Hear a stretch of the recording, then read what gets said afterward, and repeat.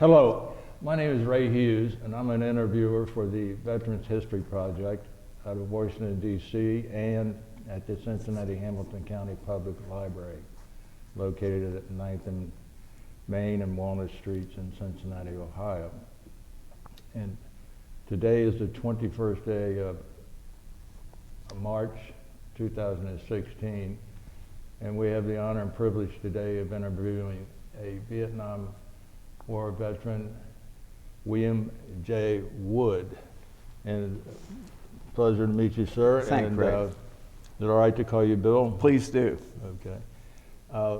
Bill, if you would, tell us when you were born and where you were living when you were born. Okay. The date. I was born in Covington, Kentucky in 1944. My parents were both from Kentucky, and I grew up in northern Kentucky for the the first couple of years of my life. Then I moved to Mount Adams, where my grandmother had a house. My parents and I and my older brother lived with my grandmother. The first house that my parents bought was in what we would call the East End or Mount Lookout in Cincinnati, Ohio. I went to the 2nd through the 6th grade at Lincoln School on Delta Avenue. Then went to Withrow Junior High. Went to Central High School from there for 3 years and came back and graduated at Withrow High School. So, What were your mom and dad's names? my father's name was William, no middle name. He was a World War II veteran. My mother's name was Georgia, maiden name Runyon, and they were both from Manchester, Kentucky, which is an eastern part of the state. Yeah. Clay County. Clay County. My father had an interesting background. I think it totally unrelated to this interview, but it has a little military significance. His father fought in the Civil War on the Union side from Kentucky, which, as you know, many of the soldiers that either volunteered or were put in the service could have gone either way. Right. But my grandfather, which I never knew, but came out of the service, and his first wife had passed away. He came back from Tennessee, where he was living, to Kentucky, and met and fell in love with my grandmother, who was 22 years old. He was 66 years old. They had 5 children together, and the story goes that my sister, who is 12 years younger than I, is probably the youngest granddaughter of a Civil War veteran. That's never been disputed, so I think there's probably some truth to that because of the great discrepancies in my grandfather and grandmother's age, my sister's age, and my age. So, And you're Wood on one side and Runyon on the other. Exactly. The grandmother that you moved in with over in Mount Adams, what was her name? Lily Abner. And, I don't remember the name of the streets exactly, but it was a corner house on Paradrome, directly across from the Mount Adams Bar and Grill, if you know that house. When my grandmother finally sold that house, she sold it for $7,500. And my brother saw a few years ago that it had sold recently for $550. Right. So that's how things changed over the years. Isn't that true? So you graduated from high school then, and did you go to work anywhere? I did. I sort of tell everybody, 7 years ago I retired from being the head golf professional at the Cincinnati Country Club, where upon my retirement I had been there 38 years as the head pro. I began there as a caddy when I was 10 years old, and prior to becoming a caddy, I delivered newspapers and for one day set bowling pins That was all I could take of that job. So I was working as a assistant golf professional. I kind of worked my way up through the ranks, and about, I hope I'm not getting ahead of myself here, but sometime in 1966, I got a draft notice, and the notice requested that I appear at the Federal Building on June 15th, 1966. And I told my boss at work that that was Ladies' Day, which happened to be a particularly busy day, that I'd be a couple hours late coming to work. So I got to the Federal Building at whatever time it requested, 6:30 or 7 o'clock seemed to me as though. And during the process of being examined and interviewed and things like that, always this statement came up, you know, if you're drafted, you're going to be in for 2 years, and we will guarantee you'll go to Vietnam. If you sign on the dotted line, you'll be a regular Army, and we could either send you to Korea or Germany. Those were the carrots that they dangled in front of us. And I said, oh, I'm thinking I'll take my chances, but anyway, I'm more than likely not going to be drafted anyway. This is me thinking to myself, I'm a part-time student. I'll give them my spiel about going full-time in earnest in the fall.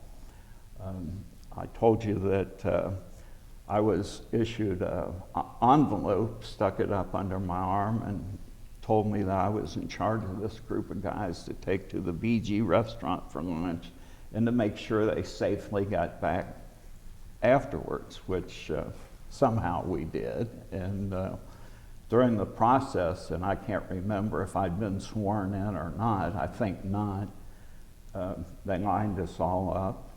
A recruiting officer came by and he tapped every other person on the shoulder and asked them to take one step forward.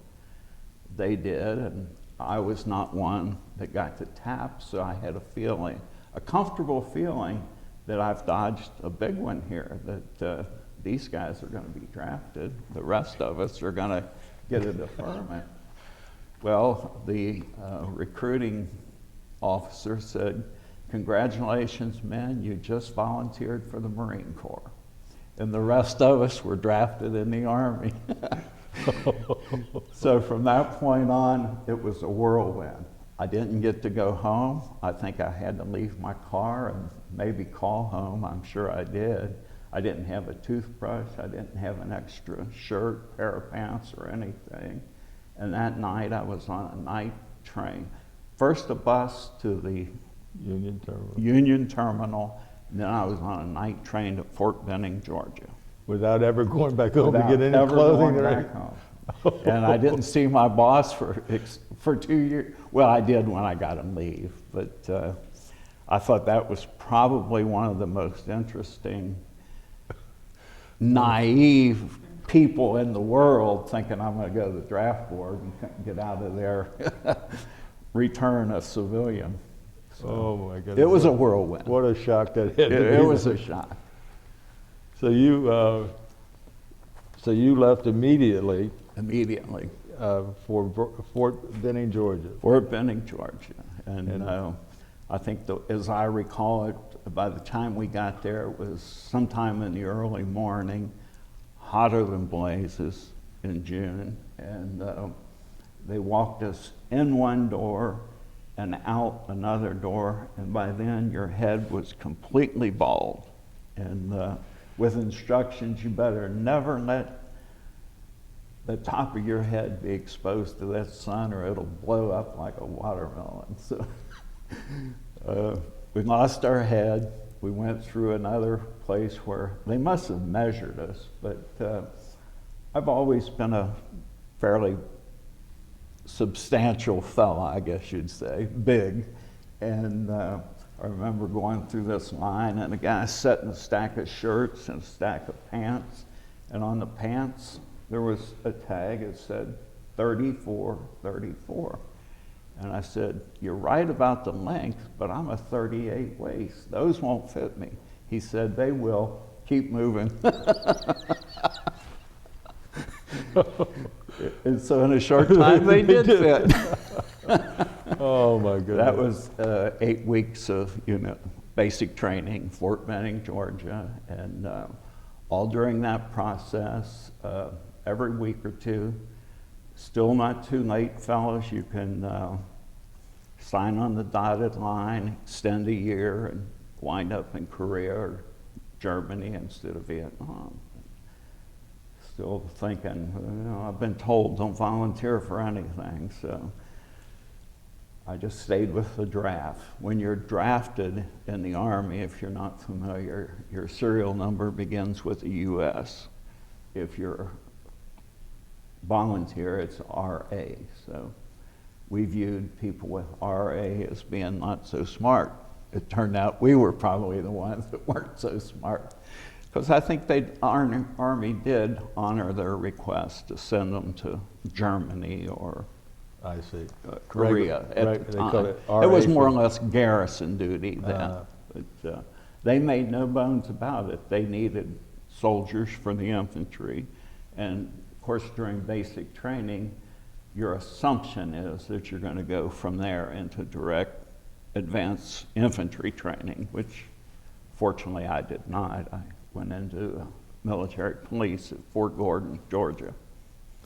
Now, what aptitude or what reason did they select you for the military police? Would you?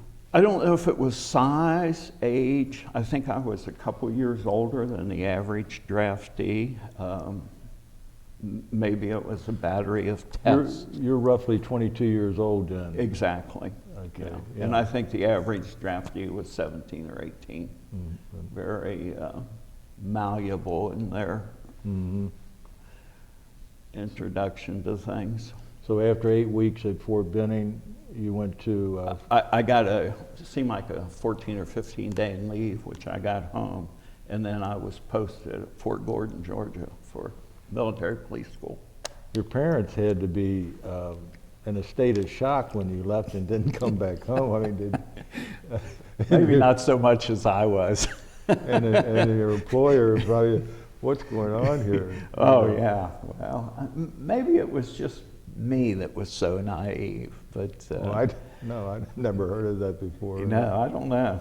Well, anyway, it was a most unusual intro into the military service. But So after a short leave of what, about 2 weeks, you said? 2 weeks, I think, right.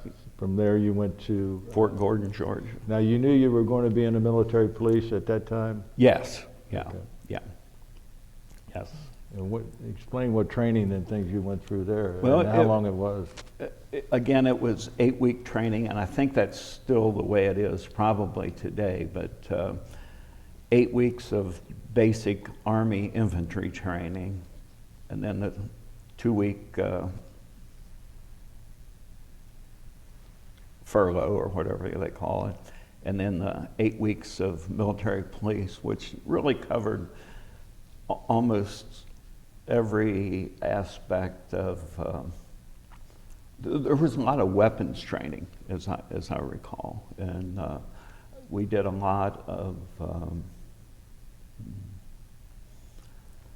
Trying to think of the proper term, but it would be sort of like judo or self-defense classes and things like that. And then they intermingled with that field training, I see. compass, and living outside, because I guess as it turned out, they were using a lot of military police in the jungles for prisoner security and high officer security, stuff like that. But you did town patrol, regular patrol training. I see. Probably not unlike the police do today. It covers a large gamut of things. And they trained you with all different variety of weapons? Yes. While you're down there? Yes. I was qualified on a rifle and sidearm 45 at the time. We also got very involved with M60 machine guns and N79 grenade launchers because we ran a lot of convoys when we got into Vietnam. I see. So, what rank are you at this time while you're going through your training at Fort Gordon? Probably PFC at that point. What city is near Fort Gordon? Augusta, Georgia, Okay. home of the Masters. Yes, yeah. Right. Did you get to play any golf while you were down there?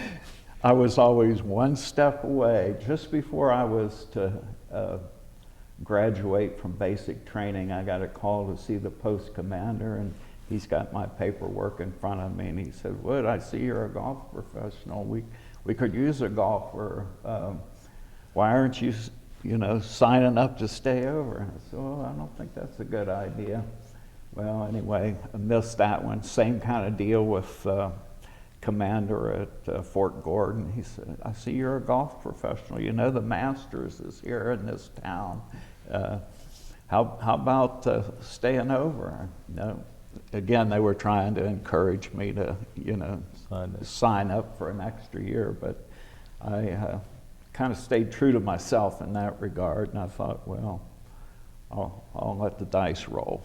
I see. And that's what I did. So you graduate from Fort Gordon, Mm-hmm. and then what happens? Again, I went home for 2 weeks, and I was to report to Fort Dix, New Jersey, which was debarkation location. And while I was there, and I can't remember exactly, but it seemed like it was only 3 or 4 days, and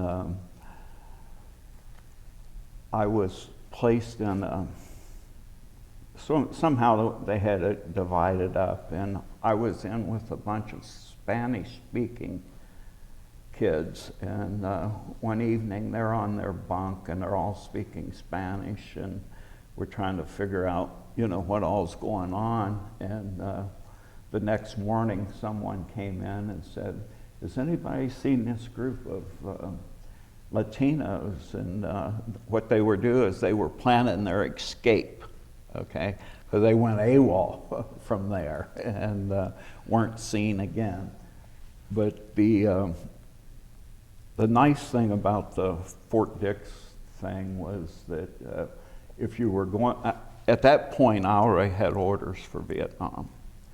And the people that were going to Vietnam had no kitchen duty or KP duty or guard duty or anything. So they sort of left us alone, and those that were going to either Korea or Germany wound up pulling those kind of details. So throughout my military, I never had KP duty for whatever reasons.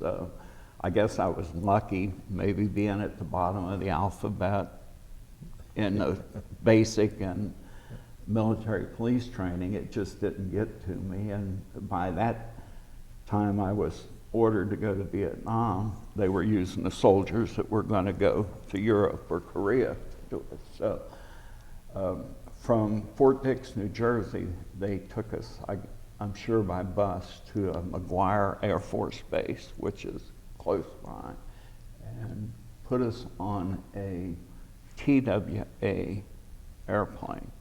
And I remember this distinctly because when I got to Vietnam, the unit that I finally was placed into had gone over as a unit from Fort Hood, Texas, and they went over by boat, which was a long, arduous trip. And I was probably the first replacement into their company, because they'd been there 6 or 8 months, I guess. So, but on that flight from Fort Dix to, seemed like it went from Fort Dix to California, from California to Hawaii. from Hawaii, maybe to Okinawa. I'm trying to recall. The plane, it was the same plane. The only time we got off the plane was when they refueled it, and then you could only stay in the local airport. As the flights got farther and farther from the continental United States, the two things I noticed, the stewardesses, or flight attendants they call them now, got older, and the plane flew higher, okay, because it was getting closer to South Vietnam. So after 23 hours or whatever it was of flying, we finally landed at Tan Son Nhut Airport in Saigon, South Vietnam. And as the plane was coming in low, you could just see the heat rising off the tarmac. And little people in black outfits, the little straw hats, squatting down. Boy, the enemy's right there, it looks like to me. And so the plane lands there, it's hotter than, the plane ride is so cold, you can't stay warm with any number of blankets because the altitude, I'm sure, is what it was. And by the time the plane landed, they had used their most senior employees, pilots and flight attendants and everything. So that all made sense to me. And when the plane landed, a group of military police come up with all goggles and somebody riding shotgun on a M60 machine gun and all dusty and everything. Of course, they're ribbing everybody because this is your first day and they've been there for who knows how long. And before my year was up, I was doing a little bit of that duty, but not long enough. But it was sort of fun. They, as I recall, that airport from where we landed to a place called Long Bend, where they had a sort of an induction center or something, where they brought these troops, and then you didn't know when you got there where your final destination was going to be. I think if the 1st Infantry Division needed 6 MPs or whatever for replacement, somehow they had a system of drawing people out. I happened to have been placed with a large MP battalion that was based at Long Bend, which was kind of a tent city at first, and later they became a little more substantial with wooden half sides and stuff like that. But that was our base of operation, and from there we went to many parts of the country as detachments to different units. Are you with the 1st Division at that time? No, I was with the 720th Military Battalion. Okay. And our squad was sent there for an operation. I don't remember the name of the operation, but it was a big sweep through the Iron Triangle, very successful. They had a large catch of weapons and many prisoners. It was a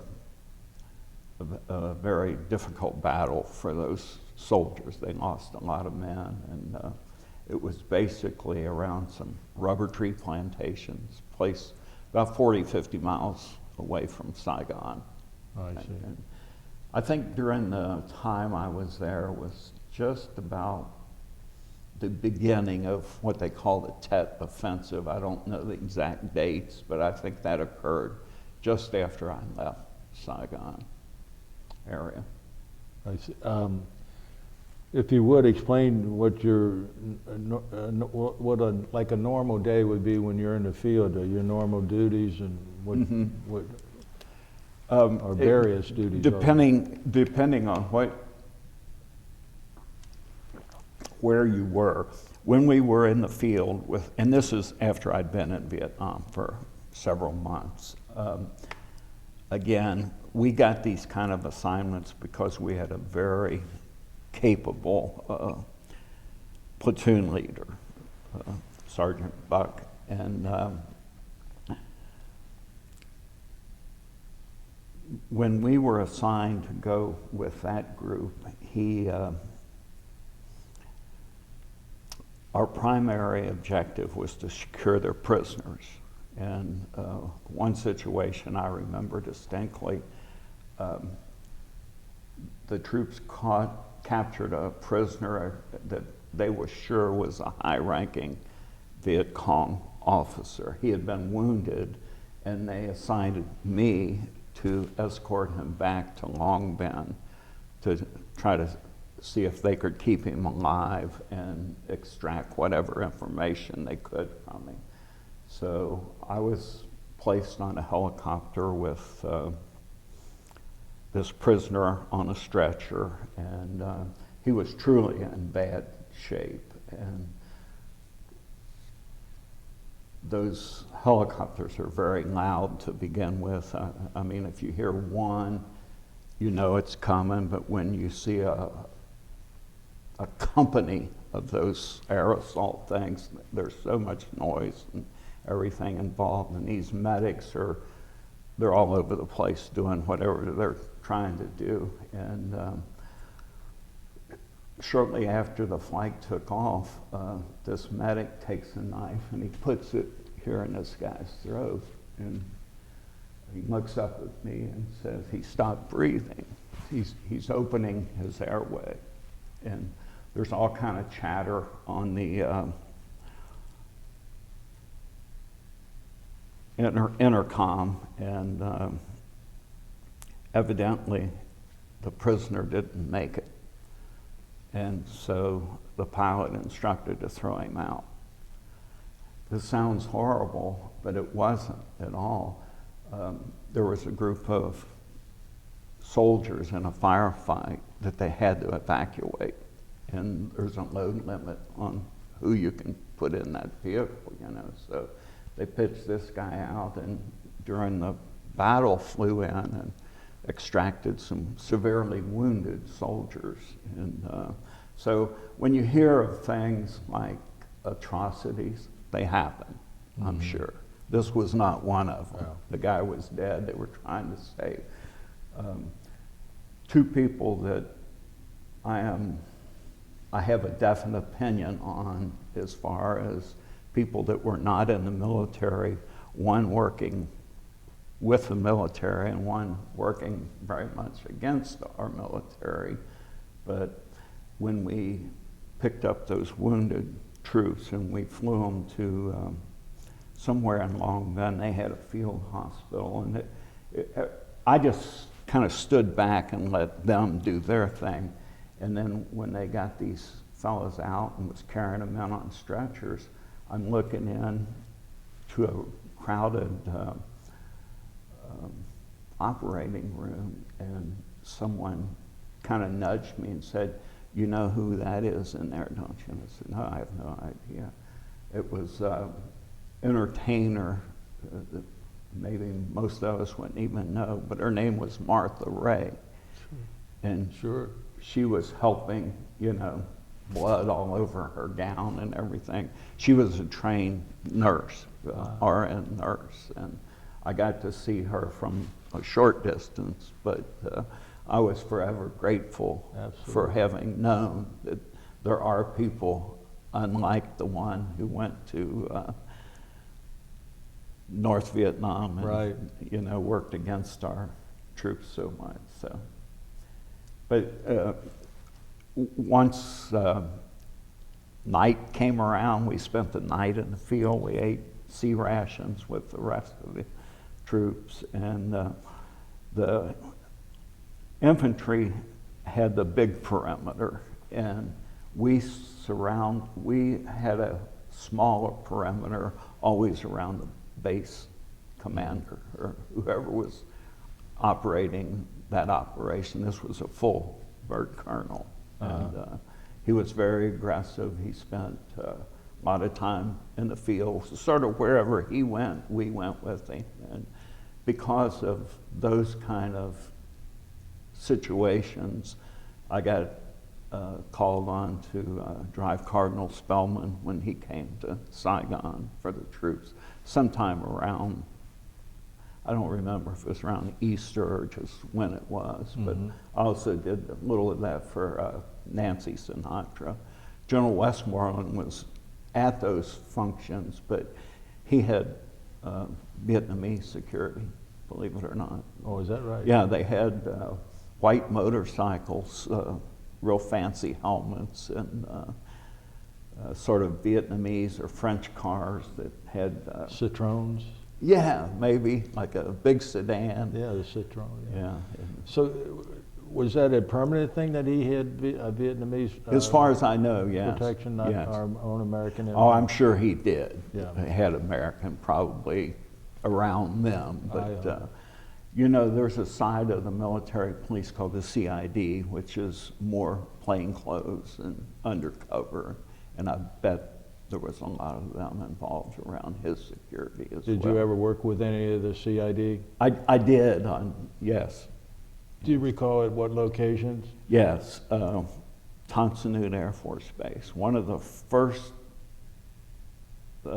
encounters I had was, I probably hadn't been in that country a week, and this sergeant I mentioned that was so capable pulled me out of the lineup of his new recruits and said, we got to go into town, there's been a shooting. And they thought it was maybe an Air Force officer or somebody that had permission to be off the base, but he was definitely in a location where he shouldn't have been. And he had shot a female with his service revolver. And I worked with CID around that investigation a little bit, just because I was in on it from the very first. Mm-hmm.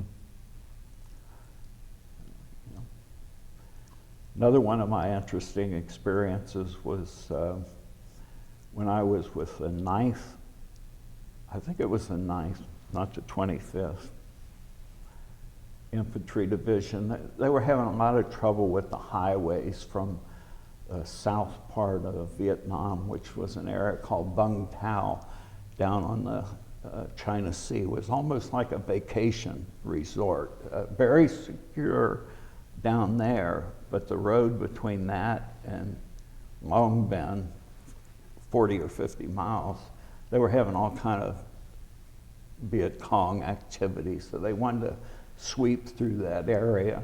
So they assigned a whole bunch of military police with their infantry division. So we're on buses going to Vung Tau, and I run into, on a military bus, a friend of mine from Cincinnati who I believe was drafted also.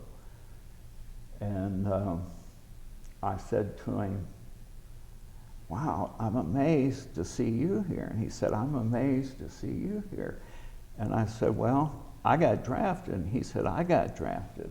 I said, but my dad has not been the Secretary of Defense.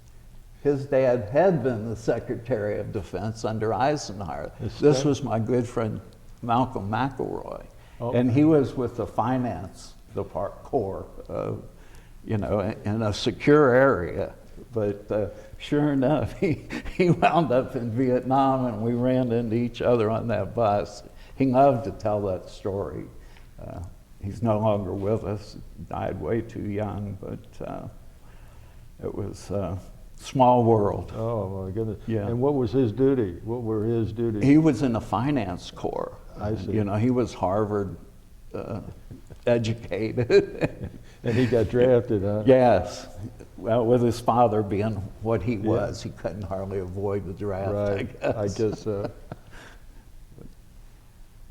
So you went up from the southern part there with the 9th Division. Right. What were your experiences up there then? Again, it was securing prisoners, and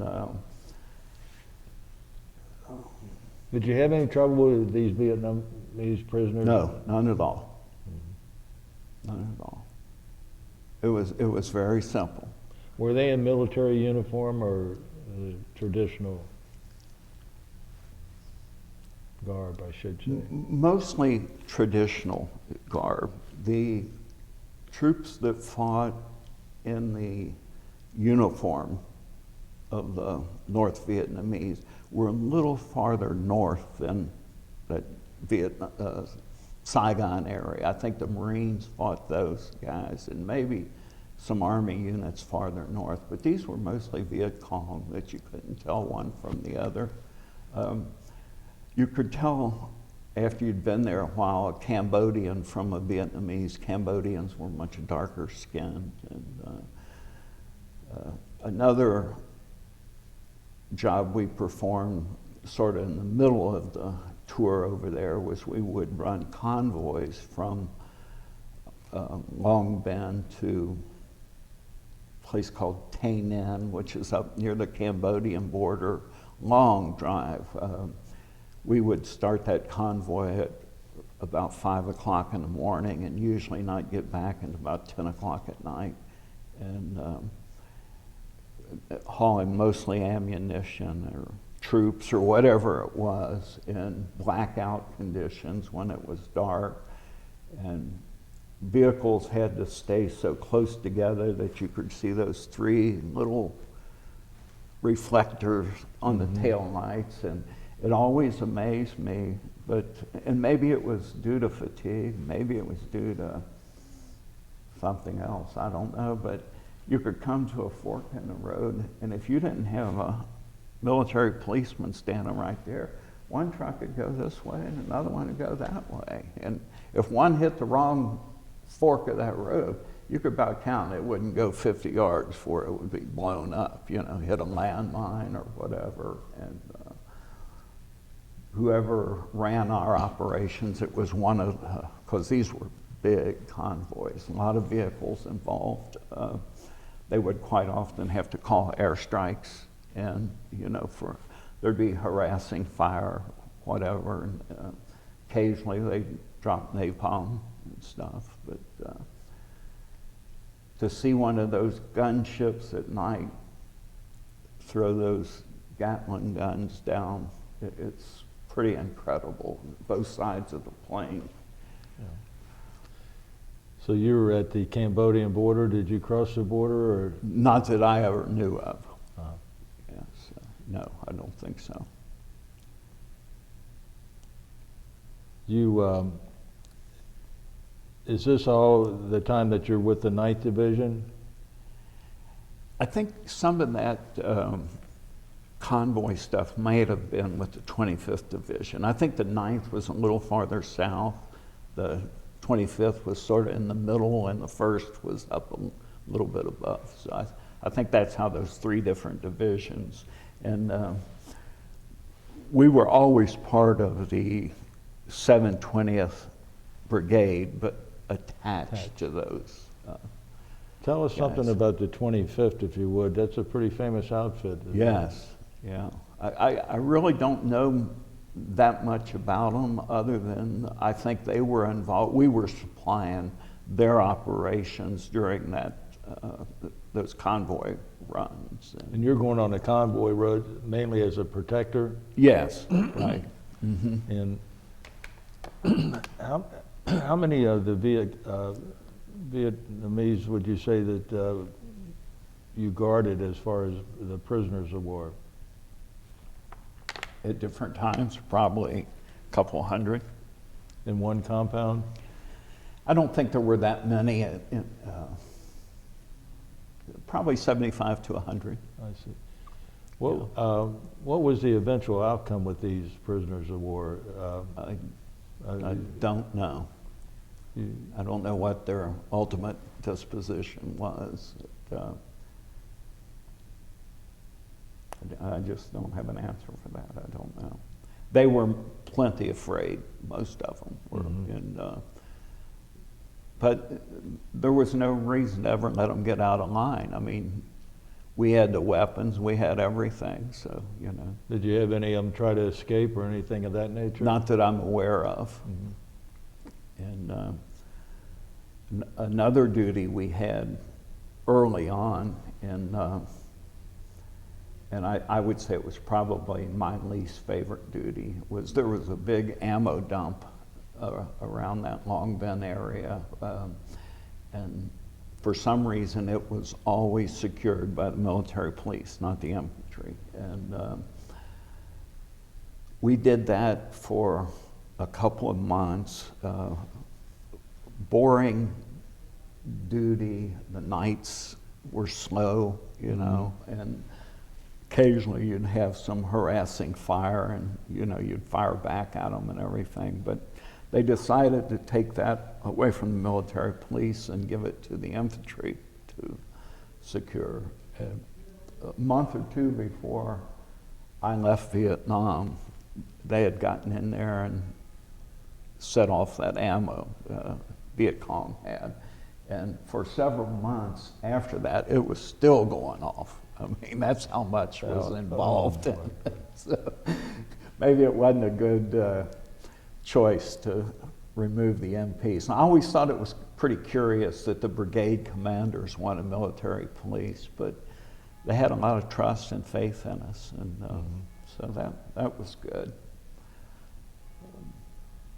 And being in the field with the infantry, and those guys did it every day, all the time, right up until they left there. I mean, in one of those, in that packet, Brian, I've had that little short timers calendar with everybody kind of marked off the day until, you know, the day that you were supposed to leave there. The infantry, as I knew it during the year that I was there, they really stayed in the field right up until they left the country. And you would have thought maybe they'd cut them a little slack or whatever. A friend of mine was in the military police with a dog detachment that actually went in the caves and tunnels and things like that. And he did it right up until almost the last couple of days before he went home. That's pretty hectic duty, believe me. And my least favorite thing to do when we were in the field with infantry was to set up for the evening a perimeter and do it after dark. Because if you didn't know what was out there, every bush, every limb, everything could be in your mind's eye a body, a person, something moving, you know. If you happen to set up during the day, you had a pretty good idea of what was in front of you. But to set up at night made for some long nights, harassing fire and everything. I had, from the beginning, determined that I was going to only stay in 2 years because I had a career that I was really enjoying. And when you're in Vietnam, they have a period, what they call R&R, which is 5 or 6 days out of the country, and real popular destinations were Hawaii,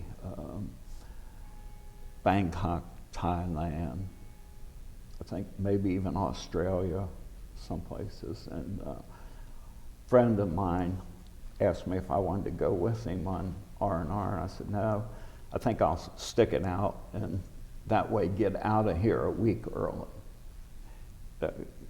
That's sort of the way the Army did things. If you didn't take that R&R, well, our squad had the duty of running a sort of a machine gun boat on the Saigon River. And one day our first sergeant, who I fought a lot of, said to me, said, "Wood, I thought you bought the farm last night."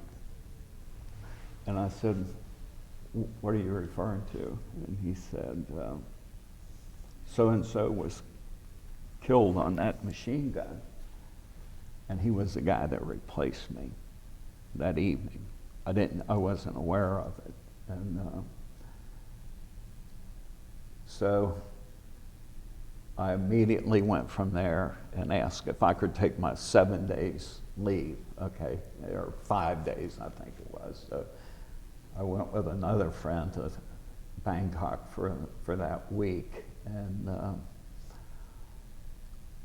when you were in Vietnam a year, and if my memory serves me correct, if I would have volunteered to stay another 30 days, the Army would have allowed me to go home from there rather than spending 7 months in the States. By then, that Tet Offensive is getting too close. Things that used to be farther in the periphery are happening closer to home all the time. And I could just sense that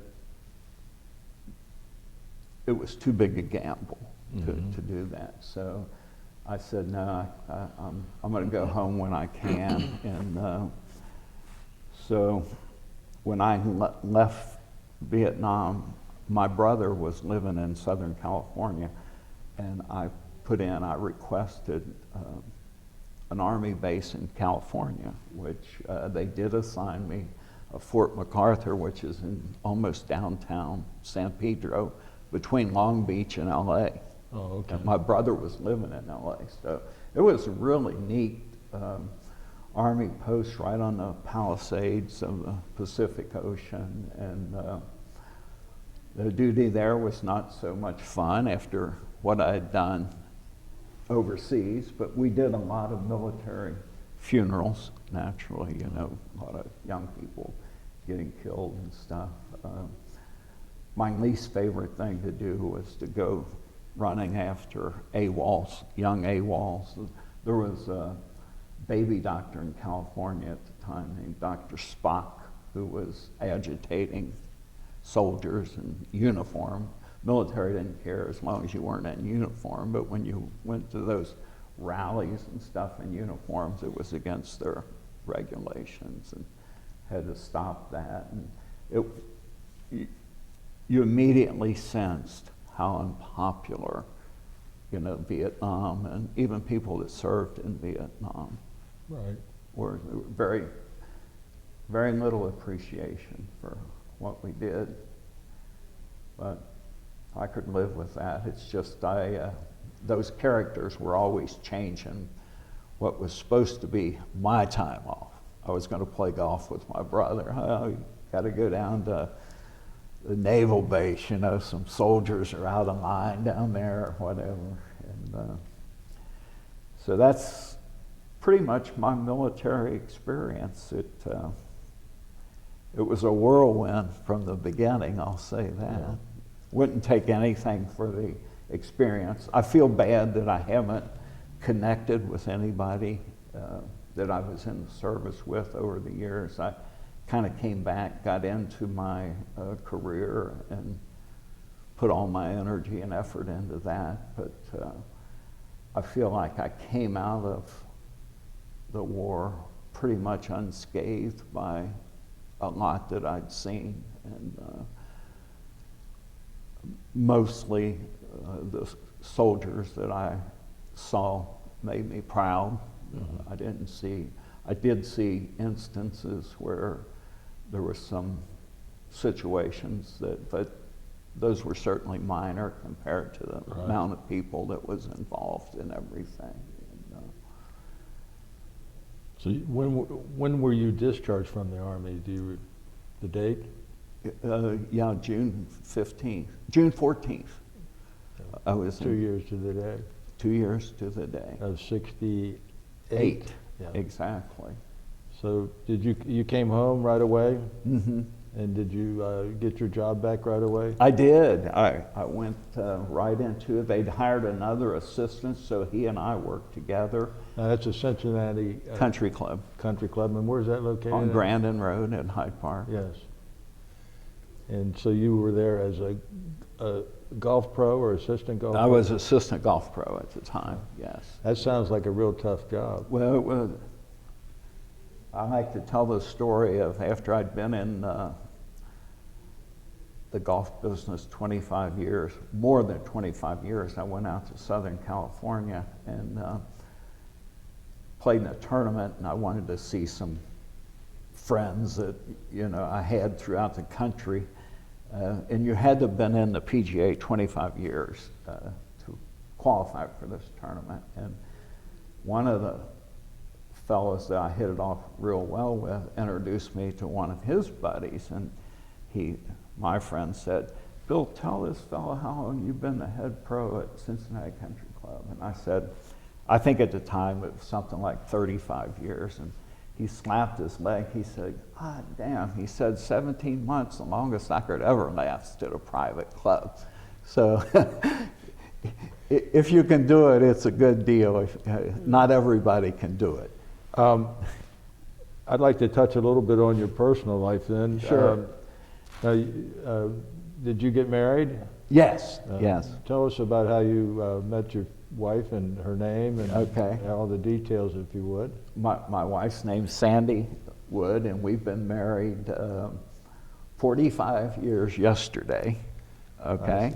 And as I said, I was assistant pro at the Cincinnati Country Club, and our traditional day off was Monday. Clubs are generally closed on a Monday, but we always played golf, either in a tournament or just, busman's holiday. And the nearest restaurant to the Cincinnati Country Club at that time was a place called the Seven Hills up in People's Corner restaurant. And it was owned by an old German gentleman, and he had convinced my wife, who was working for an x-ray company there on Woodburn Avenue, that there was all kind of money to be made serving people dinner and cocktails and stuff. And she said, "Well, Fritz, I have a job, 40-hour job." And he said, "Oh, I'm just talking a couple hours after work."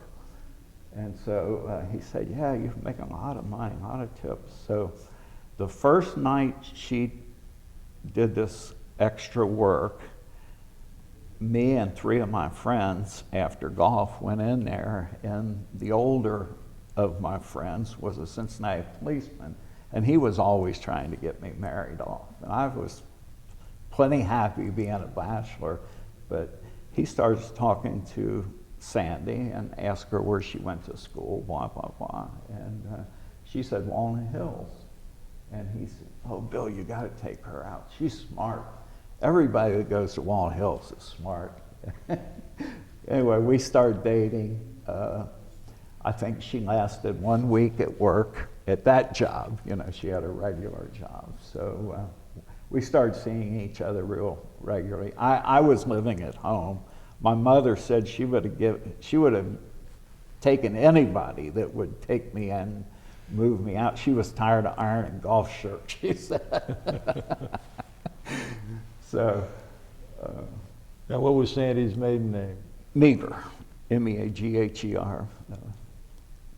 Patron saint, I think, of Ireland calls it Maher, but Mar. Mar, yeah. Yeah. And we have one daughter, Sarah, and she lives in Hyde Park with her husband and 3 kids. So. I see. So you have 3 grandchildren? 3 grandchildren, 2 girls and a boy. 2 girls and a boy. Yeah. And did your wife continue working? When did you get married? Well, we got married within a year of meeting.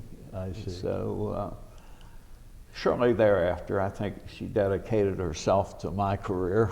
I see. Right. But we've had a good run at it. We have moved over to northern Kentucky. Our daughter and her family lives in what used to be our house on Observatory. Nice size home, and she's always loved that house, and we had a opportunity to build a little log house over in northern Kentucky, and That's where you live now? that's where we live now. I Yeah. see. at, I see it says Ryland Heights, Yeah. Kentucky. How about that bat cave Yes, address? That gets a lot of attention. yes, I can imagine. And you built a log cabin there? Yes. Yeah. Yeah. That was my getaway. You know, my career was so intense. I worked 6 or 7 days a week for almost forever. And there's a lot of affluent people, so you, A lot of attention. Right. You have to give a lot. You give yourself a lot of attention to people. Yeah. And yeah, I sometimes considered it adult babysitting. yeah, yeah. Well, they've got the money that they can demand it. Right. At this point, usually I ask Brian if he has any questions, and Brian Powers is really the impetus behind these interviews at the Cincinnati Public Library and Veterans History Wonderful. Project. Thanks. Yeah. Thanks, Brian. Well, thank you, Bill. Yeah, you mentioned when you were trained as an MP that you trained a lot in weaponry. So what kind of weapons were they expecting you to be good at as an MP? Well, basically, everybody but the infantry trained on M14 rifles. That was our basic weapon, along with a 45 automatic pistol.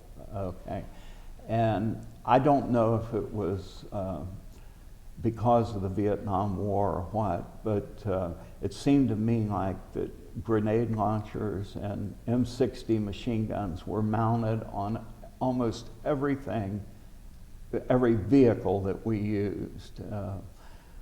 The machine gun, obviously, for the firepower of it.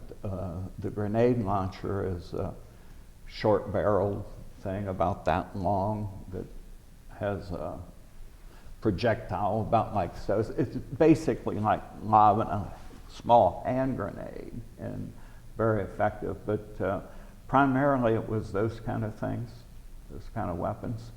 Do you use it much? I see those photos of the Jeep.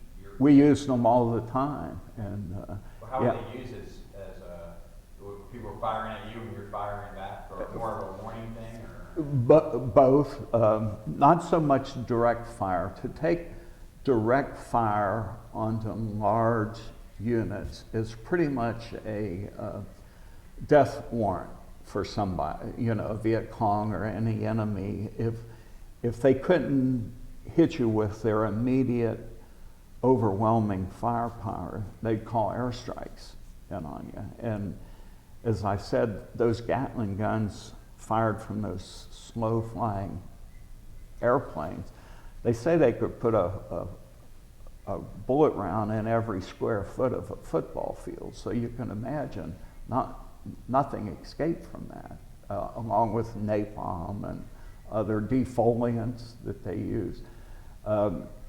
There was always harassing fire, and you could maybe see where a round came from, and you would fire back at it, not knowing if it was going to hit anybody or anything. But it was just a sort of a cat and mouse kind of a situation.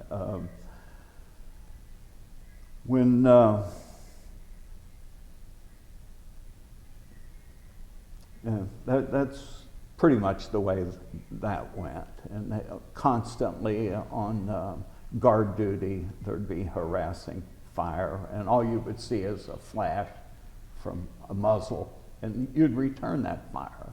But Yeah, I was going to ask the base that you were based out of. Mhm. You get a lot of incoming fire, like mostly mortars, yes, and that was primarily with the 1st Infantry Division around Lancaster. Yeah, Would they come at certain times of the day or night? not always at night. Always at night. It seemed to me as though, yeah, I don't ever recall a mortar round coming during the day. And, you know, no matter where you were, it was about that high with sandbags around it, even if it was a sleeping area. Short distance away, there were foxholes that were protected, but from anything except a direct hit.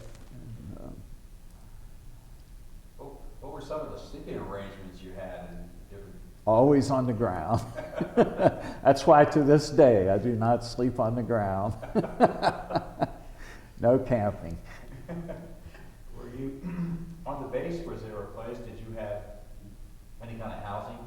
Yes, yes. When I first got to Vietnam, they were tent housing with double bunks and a row down each side of the thing, hotter than blazes. The side of the tent would roll up a little ways, and then about 3 feet up, sandbags again. But very hot conditions, but you know, everything was different. It was either hot or wet in Vietnam. Yeah, I was going to ask about the weather. Yeah. Did it ever get, it didn't ever get cool, or was there ever any nice weather? Oh yeah, sure, sure.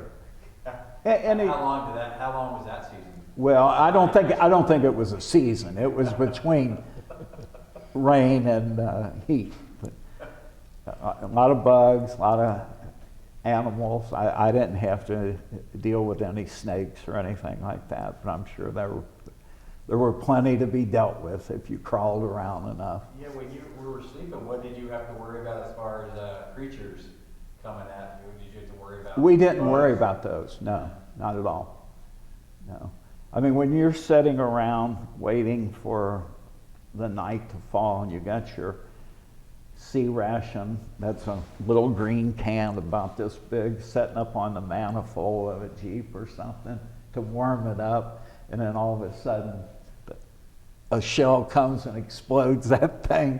You're not worried about a bug or anything.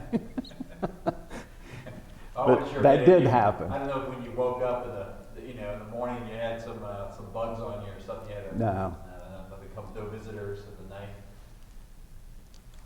You know, we had bug repellent and all that sort of stuff. At one time, they were real keen on you taking malaria pills and salt tablets, and then, you know, there became different opinions on that. I think maybe shortly after, they were really strong on salt tablets, as I recall. And now I think they're a medical no-no. Right, absolutely. Yeah. Do more damage than. Yeah, What exactly. was the idea? What was the thinking? Having salt was better for you? Yeah, I assume so. I don't know. Quinine. To this day, I can't give blood if I want to. They look at my records or whatever, and I don't know. I don't think I had malaria or anything. Maybe it was just the fact I was in the Vietnam country. I don't know. But Were you around any of this Agent Orange? yes. Yeah. Yeah, I think almost anybody that was on the ground was around it, because it could be dropped over there and, you know, it would Wind. drift across, yeah. And it was used a lot. Mhm. Defoliants mostly, Right. you know. Is that something that you keep a track of, or try to test, or that you try to? No, you know, with my medical history, it doesn't seem to have been a particular problem to me. And I think, again, everything is but by the grace of God, you know, that I survived and, you know, was fortunate enough to not have permanent damage from, you know, these experiences. How about, do you have any hearing damage from all the loud noises? I don't think so. I don't think so. And I don't remember, that was one part, you know, you always were supposed to wear a flak jacket. They were so hot, and, you know, we always found a way to take those off. Those steel pots were so heavy, but again, they're so protective that it's something that you really don't have to be warned about too much. But there was a time when they were firing heavy guns. I guess they were probably 155s or something, artillery, and they would kind of go over and you almost couldn't go to sleep for those loud noises. But I don't think I had any serious ear problems from it. I was kind of curious about the prisoners of war. Where were they kept at? Were they in a camp or something? Or? Yes, and it was mostly wire cages with concertina wire wrapped over it, sort of a tenting roof, maybe to keep the weather off. But the primary one was in Long Bend. Was that something that the U.S. made? Like, was it? Yeah, oh yes, right. And they probably had permanent MPs that did nothing but that. Our experience or duty was to more or less transport them to those locations, and then from there they would be interrogated or interviewed or released or whatever they did. I'm not sure. And so how would you transport them? You just put them and they were in the back of a truck? They were back of a Jeep or something, yes, or a truck. Was there in your memory, do you remember how many prisoners you would have like in a truck or a Jeep at a time? Or would they Oh, in a Jeep, I'm sure there wouldn't be more than one or two. In a truck, I think it would depend on, what size truck you had. But they were always secured with either handcuffs or some restraints. And, you got people standing over you with a high-powered automatic weapon. You're not going to get too far out of line. Were you able to pick up any Vietnamese? Oh, sure. Yeah, enough to order a drink or something. Was it difficult to get down like the different village names or cities? Was that ever hard to pick up? A little bit, but from the very beginning, I did a lot of town patrols with Vietnamese MPs. That was the question I was going to ask you. Yeah, we did. What towns or villages did you go Well, to? Benoit was the one closest to Long Bend, and it was sort of between Long Bend and Tonsanute, so you had all kind of soldiers that had leave time or could get off the base for an hour or two, and they had curfews at night and were supposed to return. That's where that woman was shot in that area, one of those first experiences I had. But my experience with the Vietnamese MPs they were pretty good and loyal. They were tough. I mean, they took nothing from anybody. Vietnamese would say something to them and they didn't like it. They just slap them up, inside the head with a pistol or a bat, whatever they had. They treated them much differently than we could have treated soldiers. Well, I was going to ask, did you have rules as far as dealing with the Vietnam citizens or anything, like interaction? Like, I don't know. Like, obviously those guys could rough them up. I guess you probably. Mostly soldiers. The civilian population we didn't get too involved with unless there was a vehicle accident or something like that. And that was happening all the I was time. going to say, did that happen a lot? Oh, crazy driving, motorcycles and these three-wheel Lambrettas that they would put 20 and 30 people in, and soldiers going by on another direction. It wouldn't be anything for them to, send them heading toward the ditch or whatever, and it was cost of doing business, I guess. Were you still in Vietnam when LBJ announced he was not going to run for office again, or were you stateside? I must have been stateside because I don't remember that. I was just wondering what the reaction among the military when he made that announcement. My experience was the military had very little political opinion. Everybody that I encountered in the service was not very political. They thought if we're there, we supposed to be there, was the attitude of. On the your soldiers. When you came home from Vietnam, did you notice any of the animosity from the college students and the press or the TV? Or? I did, and it wasn't personal because one, I didn't hang with them, and two, I didn't frequent their kind of places. But I could tell there was an attitude of certainly lack of appreciation, if nothing else. And you know, we were sort of under the impression that this expansion had to stop. You know, that of communism. I'm thinking that's kind of what everybody thought was the reason we went there. And then they began talking of it in like Civil War terms, you know, well, let the Vietnamese determine their own destiny and stuff like that. But, I know one thing, I'd seen the effects of, you know, sort of their communist leaders on some of their villages, and they weren't so kind.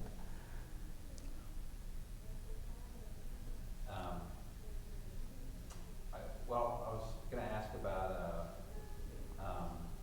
but I think you mentioned you didn't really keep in touch with anybody you served, but I guess if it was your job, you must have run into people who also served in Vietnam. Oh, I did, for sure. Did you guys ever talk much when you guys find? I really haven't. This is the most I've ever talked about Vietnam, naturally, I mean, but my family, they often wonder why it hasn't affected me. And in my assessment, it did affect me, but not in a way that I couldn't handle, you know. And I'm of the opinion a person can endure a lot if you just accept it and do it, you know. And it's kind of why I started that little calendar. I mean, if I would have thought the day I went down to that induction center, all this stuff that was going to happen to me, and I was going to, you know, be in Vietnam a year, and I mean, it would seem like the end of the world, you know, but just took it as it came and thought, well, I'll make the best of it. And I think that was the way I dealt with it. A lot of it I do put in the back of my mind. There's no question about that. Did you see a difference? I mean, I guess you were away for a good year. Did you see much of a difference in the U.S. or anything? I mean, it seems like fashion was starting to change from 66 to 68, but I don't know if it was that dramatic to you. I don't think it was to me. And, I'm sure you were out in California. I wouldn't feel like that's when you saw your first hippie or something maybe. you know, I couldn't wait to get out of that state. I loved the weather. My brother was like he had an interesting job. He was like a private detective out there. And one of his charges was a guy named Bobby Darin. Remember? Sure. And his Mac the wife. Knife. He was like his personal bodyguard. And he did a lot of interesting things. And we both were golfers. And so we said, let's try to play golf Saturday. Are you off work? Well, unless Dr. Spock comes up with some crap, I'll be off work. And so we'd have to start at 4 o'clock in the morning trying to get a tee time, you know, for the following week. And this was in 1968, I guess, or 68. And I'm thinking, man, one day I was driving his car. He had a brand new GTO, and he let me take it to the Army base. And I'm going down I-5, I think it is, yeah. on the coast there. And there's an old truck in front of me, and it's got a bunch of furniture on the back. And next thing I know, a sofa's flying out of the back of this truck.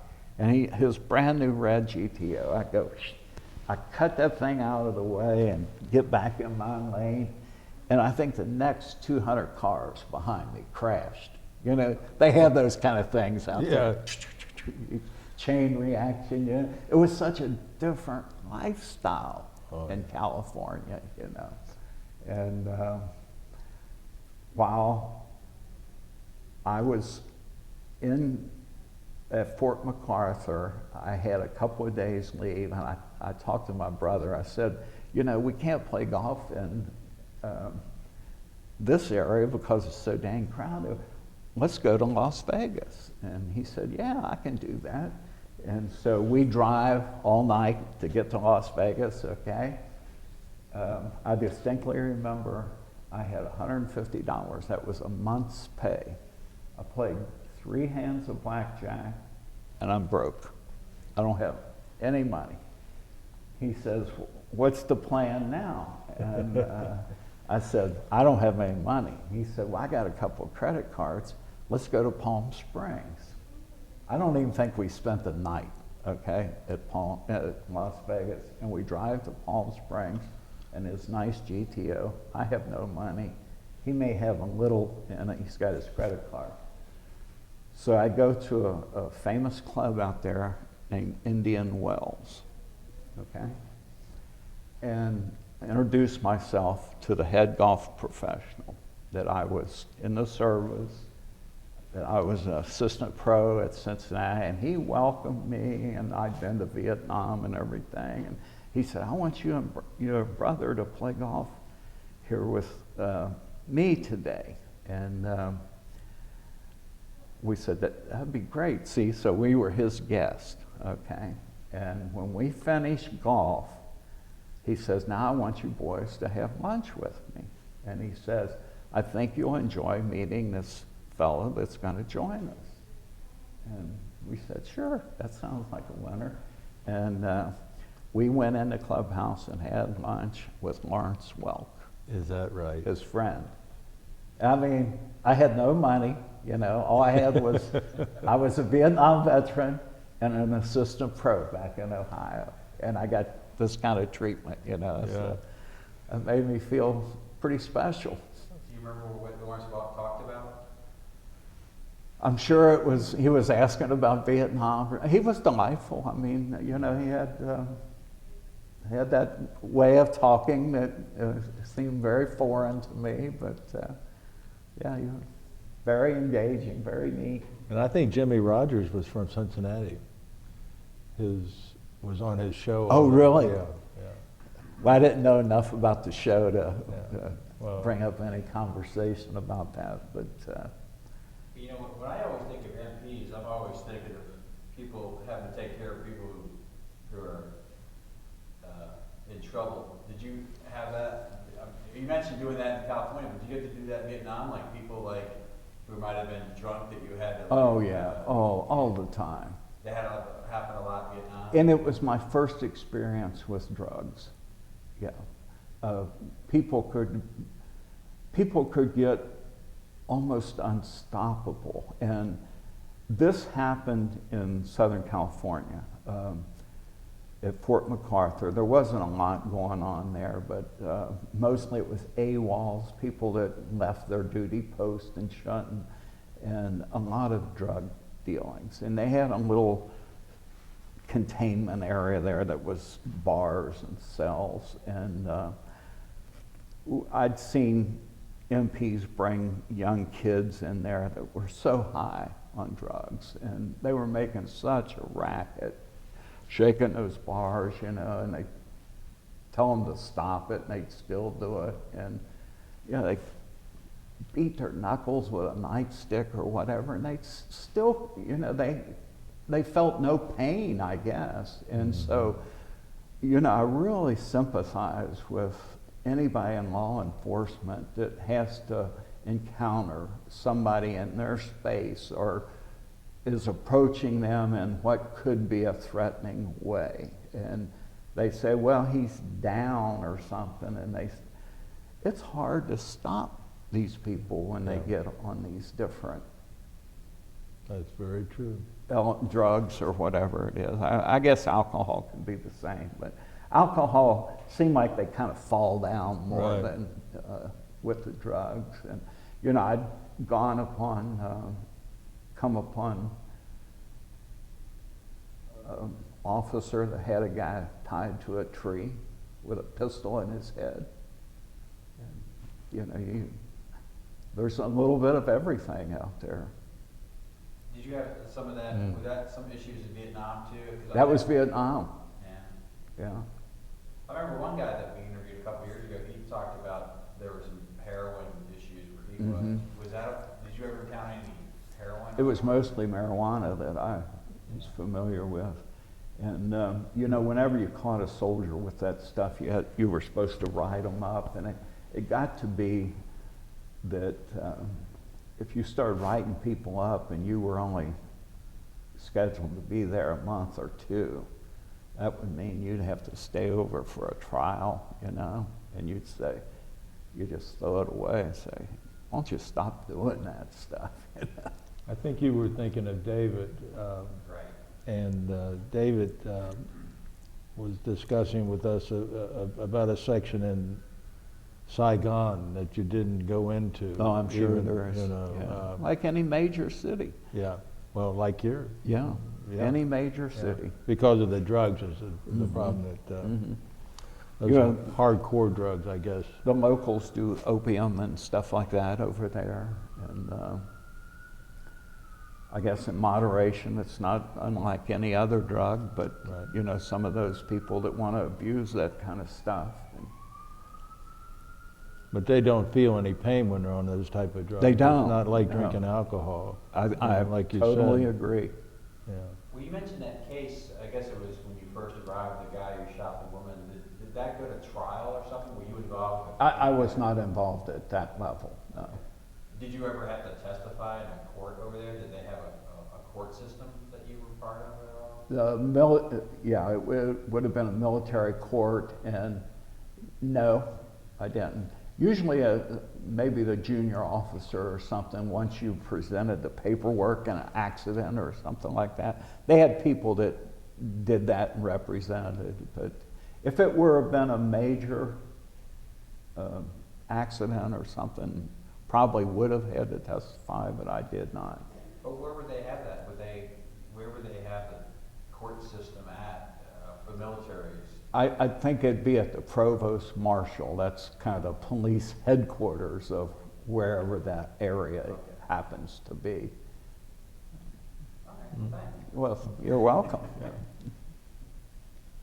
Anything else, Brian? That's all I can think of. Well, I want to, do you have anything else to add, Bill? I don't. I I think wanna- I've spoken a lot. Yeah. I hope. Well, I want to thank you so much for this interview. Thank you and- for having me. And thank you for the service to our country. Thank you very much. Thank you. Appreciate it.